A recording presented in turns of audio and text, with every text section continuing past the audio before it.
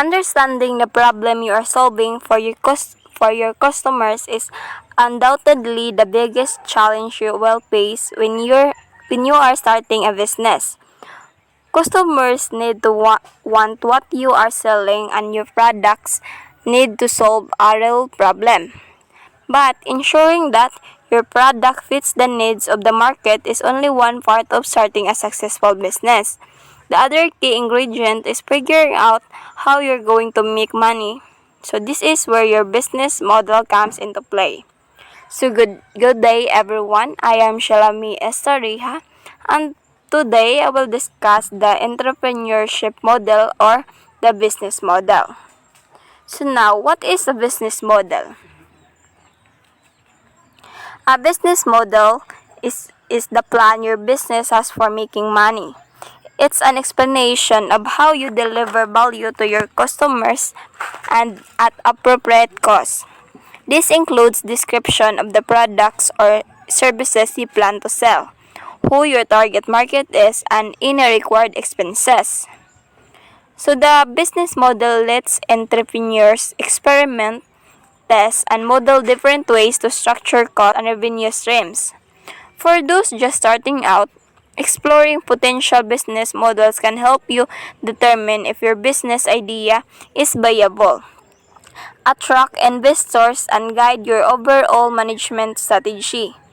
For establishment businesses, it serves as the basis for developing financial forecasts, setting milestone, and setting a baseline for reviewing your business plan. Now, what are the key components of business model? In its simplest form, a business model can be broken down into three parts. First is everything it takes to make something. This is the design, raw materials, manufacturing, labor, and so on. Second is everything it takes to sell that thing.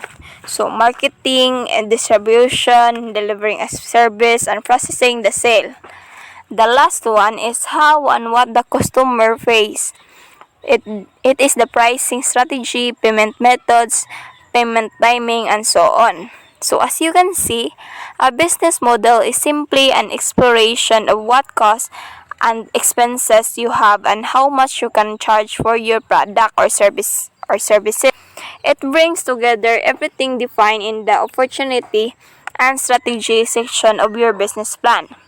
So this includes things like target market, your value proposition, sales and marketing activities, and etc. So how do you know if your business model will successful? A successful business model just needs to collect more money from customers than it costs to make the product. This is your profit, simple as that. So a new business model can refine and improve any of the three components mentioned above. Maybe you can lower costs during design and manufacturing, or perhaps you can find more effective methods of marketing and sales, or maybe you can figure out an innovative way for customers to pay. Keep in mind though that you don't have to come up with a new business model to have an effective strategy. Instead, you could take an existing business model and offer it to different customers. For example, restaurants mostly operate on a standard business model but focus their strategy by targeting different kinds of customer. Now, here are the different types of business models. So you don't have to invent an entirely new business model to start a business. In fact, the vast majority of businesses use existing business models and refine them to find competitive edge. So here's a list of business model example you can use to start your own business. First, the advertising. In advertising business model, you have to satisfy two customer groups: your readers or viewers and your advertisers. Your readers may or may not be paying you, but your advertisers certainly are. So the advertising business model has been around a long time and has become more sophisticated as the world has transitioned from print to online. So, the fundamentals of the model revolve around creating content that people want to read or watch, and then displaying advertising players or viewers. An advertising business model is sometimes combined with a crowdsourcing model, where you get your content for free from users instead of paying content creators to develop content. So, advertising business model examples are CBS, the New York Times, and YouTube or TikTok nowadays. Affiliate. The affiliate business model is related to the advertising business model but has some specific differences. Most frequently found online, the affiliate model uses links embedded in content instead of visual advertisements that are easily identifiable. So for example, if you run a book review website, you could embed affiliate links to Amazon within your reviews that allow people to buy the book you are reviewing. Amazon will pay you a small commission for every sale that you refer to them. So this business model example are the Wirecutter.com and top10reviews.com. Third is the brokerage. Brokerage businesses connect buyers and sellers and help facilitate a transaction. They charge a fee for each transaction to either the buyer or the seller and sometimes both. So one of the most common brokerage businesses is a real estate agency. But there are many other types of brokerage such as freight brokerage and brokers who helps construction companies find buyers for dirt that they excavate from new foundation. Brokerage business model examples are Remax, Roadrunner Transportation Systems. And the fourth one is concierge or customization. So some businesses take existing products or services and add a custom element to the transaction that makes every sale unique for the given customer. For example, think of a custom travel agents who book trips and experiences for wealthy clients. You can also find customization happening at a larger scale with products like Nike custom sneakers. So other example of customization business model are Nike ID or Journey. So fifth is crowdsourcing. So crowdsourcing business models are most frequently paired with advertising models to generate revenue. But there are many other iterations of the model. Threadless, for example, let's designer submit t-shirt design and gives the designer a percentage of sales. Now, if you can bring together a large number of people to contribute content to your site, then you are crowdsourcing. And companies that are trying to solve difficult problems often publish their problems openly for anyone to try and solve. Successful solution get rewards and the company can then grow its business. The key to a successful crowdsourcing business is providing the right rewards to entice the crowd, while also enabling you to build a viable business. Crowdsourcing business model examples are Kickstarter and Patreon. 6 is disintermediation.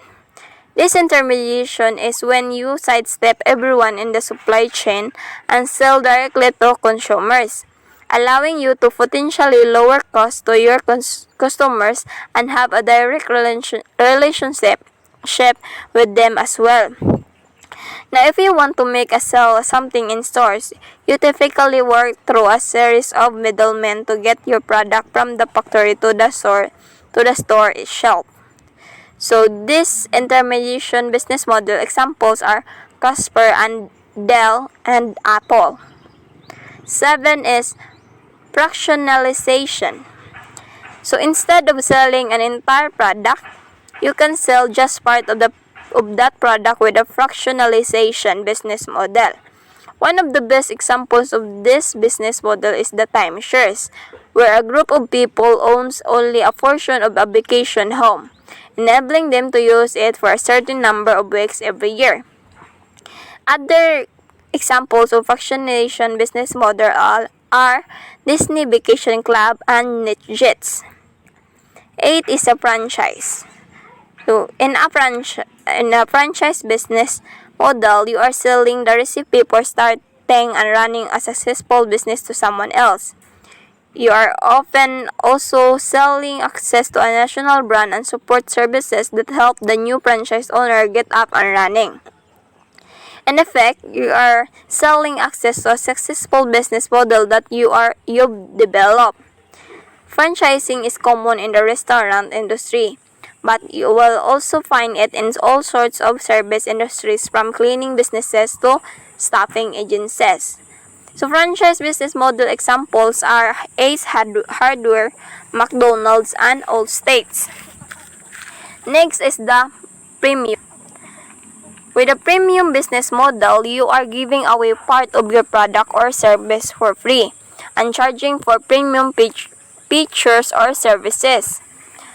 Premium is not the same as a free trial, where customers only get access to a product or service for a limited period of time. Instead, premium models allow for unlimited use of basic features for free and only charge customers who want access to more advanced functionality. So, premium business model examples are Mailchimp, Evernote, and LinkedIn. Next is leasing. Excuse me. Leasing is most commonly used for high-priced products where customers may not be able to afford a full purchase but could instead afford to rent the product for a while. So leasing might seem similar to fractionalization, but they are very different. In fractionalization, you are selling perpetual access to part of something. And leasing, on the other hand, is like renting. At the end of a lease agreement, a customer needs to return the product that they were renting from you. So, leasing business model example are cars and direct capital. Next is low touch. The low touch business model means that customers need to either purchase additional services or do something themselves in order to keep costs down. With a low-touch business model, companies lower their prices by providing fewer services. Some of the best examples of this type of business model are budget airlines and furniture sellers like IKEA. Next is marketplace. So, the marketplace business model can generate revenue from a variety of sources, including fees to the buyer or the seller for a successful transaction, additional services for helping advertise seller products, and insurance so buyer have peace of mind. The marketplace model has been used for a product and a services. Marketplaces allow seller to list items for sale and provide customer with easy tools for connecting to sellers. Marketplace business model example are AB and Airbnb. Next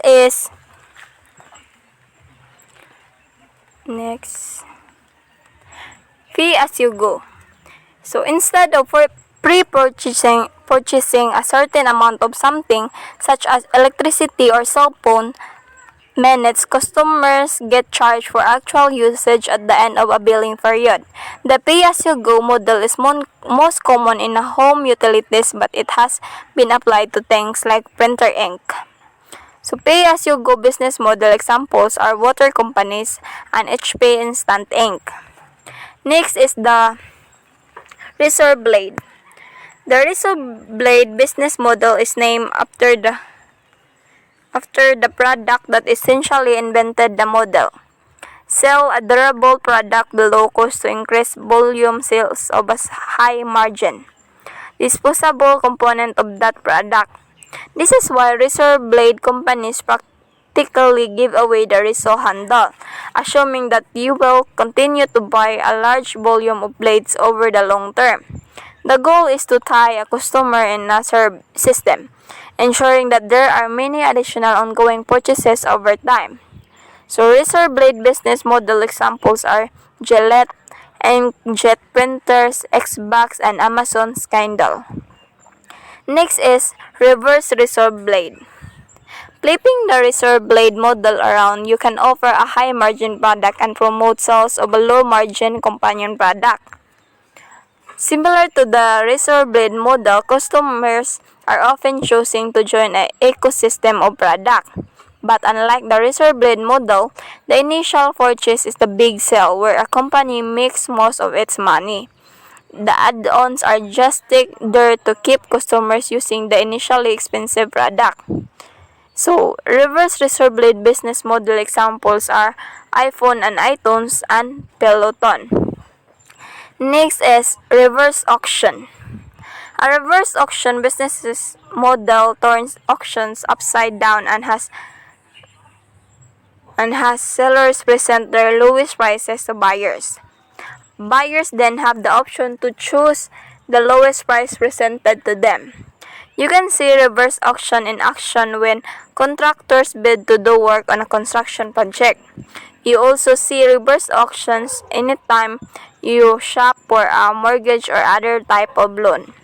So reverse auction business model examples are Priceline.com and LendingTree.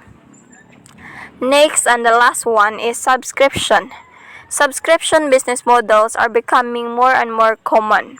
In this business model, consumers get charged a subscription fee to get access to a service. While magazine and newspaper subscription have been around for a long time, the model has now spread to software and online services and is even showing up in service industries. So subscription business model examples are Netflix, Salesforce, and Comcast. So that's all. Thank you. I hope you learned something.